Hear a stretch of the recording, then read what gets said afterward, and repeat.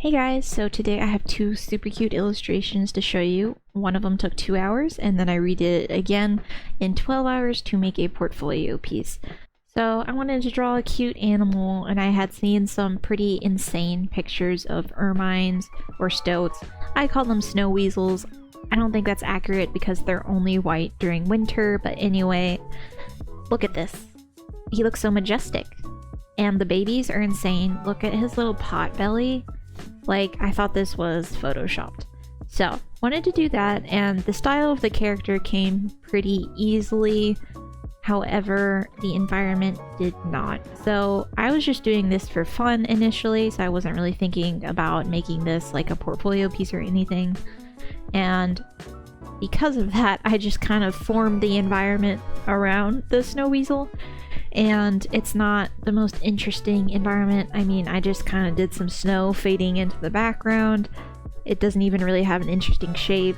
I do like the wispy texture I put on it, but otherwise could have done a lot more.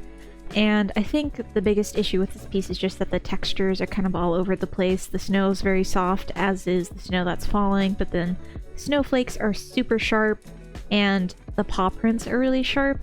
And also everything's kind of the same scale. So if you look at the paw prints compared to the falling snow, they're like the exact same size, and the snowflakes are pretty close as well. And that's just not very interesting to look at. I also, for whatever reason, decided to do really stereotypical paw prints, which, you know, I do think there are paw prints in the wild that look like this, but it's just a little too generic. So overall, wasn't being that intentional outside of the characters, and that is something I'm going to fix in the next version. Now, it is really ambitious to do a spread in 2 hours, so I certainly think I did a good job, but let's make it better. Okay, so like I mentioned, I wasn't that intentional with the environment before, so that's going to be the biggest focus of this version. And originally I was thinking I wanted some dappled light and the mon to be coming out of some kind of cave, but that was just too general for me, so I did some research into the natural habitats of snow weasels, and they typically live in like logs or holes that they dig, or even rodent holes that they steal from their prey. And it's something really interesting that I found out is that they actually, in their burrows, make separate little rooms for food storage as well as the bathroom. So very advanced little architects we have here. And for the most part, I kept the character design the same. However, I changed their eye design just to give them a little bit more expression. I'm still on the fence about this, but I do think that it works. And eventually I did go with a log on the ground, but it was a real struggle to get the texture looking like barky. It looks very striped, so don't love that. But honestly, I really had to research what kind of plants grow during winter, because in my mind there's just like dead bushes and fallen leaves. However, there are a lot of different kinds of flowers that grow in the winter, so that was exciting to find out. And that kind of goes back to being intentional with your art. So an example of not being intentional is if I looked up a picture of a snow weasel and then saw it in the environment and just copied all of the plants that were there, whether I like them or not. Being intentional with that is hand choosing the plants I'm personally interested in, whether that's because of their shape or their color or any other factor that interests me, and making sure I incorporate that into my illustration in a way that matches my style and how I like to draw things. So plants are something I'm not really used to exploring a lot, so that definitely extended the time it took to finish this drawing, just because I wasn't sure how to stylize them or how much I should stylize them. But I think it all worked out in the end.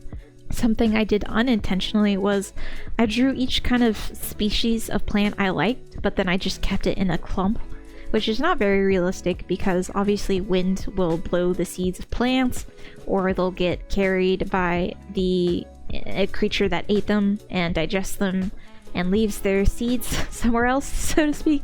So yeah, they're not gonna just grow in little groups and stay like that. So I ended up spreading them around a little bit, and then in general just finding ways that I could help the composition with them. So that's why I added those juniper plants in the bottom left corner, just to kind of frame the drawing and move your eye back to the center where the characters are. Here I'm using color modes on new layers to add some rim lighting and shadows. So usually I use overlay and multiply mode on separate layers, and that's just to give me more flexibility for edits later on should I need to change the light source or anything. Now as far as the snow goes, I did give it a lot more shape and contrast in this one, and I did keep... I redid them a few times, but the falling snow is still quite loose, but I think that works because everything else has a very consistent texture. So it's okay to mix things, but just do it in a way that adds and isn't just distracting. So overall, I think this is actually one of my strongest pieces of the year just because I put so much effort into the environment.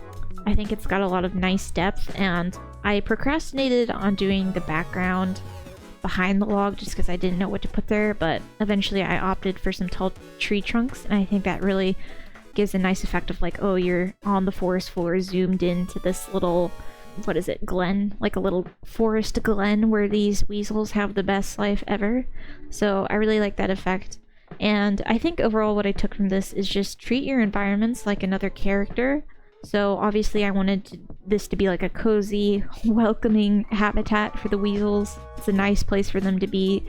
If I'd wanted it to be spooky, I would have made a lot of different choices. Anyway, here are the two put together. Obviously, I think the longer one is better, but I think they're both cute. I like them both. I hope this was helpful to see what the time difference allowed me to do differently in each one. And I'll talk to you guys next time. Bye!